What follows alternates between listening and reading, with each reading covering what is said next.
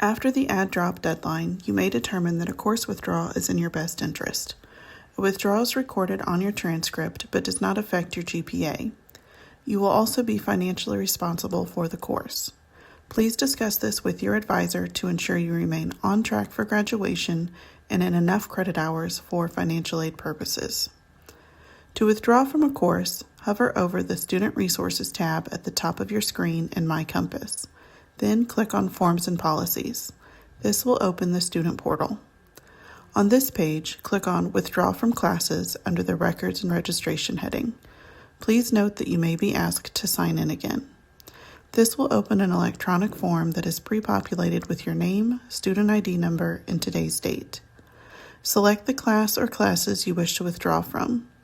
Read the statement at the bottom of the form and then confirm that you wish to withdraw by checking the box. To finish the withdrawal form, click the Submit button at the bottom of your screen. Withdrawals are not automatically processed. They go through a manual process in the registrar's office. Because of this, the course may show in your Brightspace for a while after you submit your withdrawal form.